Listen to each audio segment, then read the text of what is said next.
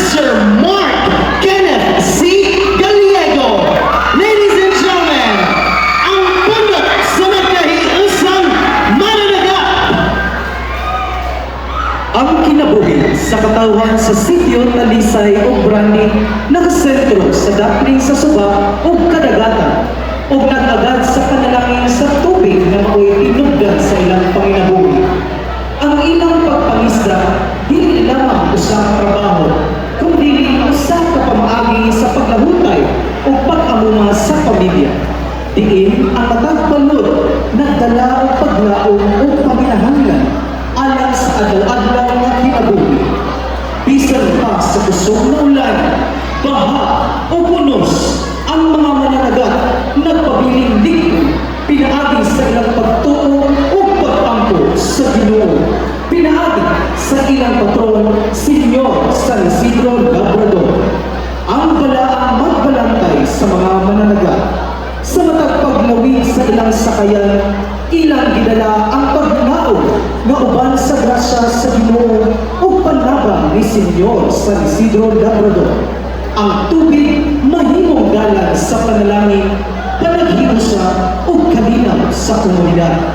Taniwala sa kusog na baha o balon sa kinabuhi, maghiusa ang katubigan sa suba o dagat sa sitio Talisay o Brandi. Isip tinugdan sa paglaog o panginabuhi sa mga mananagat.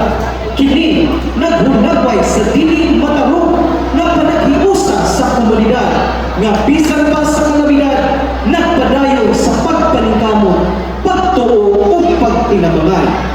Aliya na ang humpong sa nagkahiusang mananagat sa usa ka mapulungon nga ritual o sayaw nga puno sa kasadya o pagtuo bisan pa sa usang unos ang muabot. Viva Senyor San Isidro Labrador!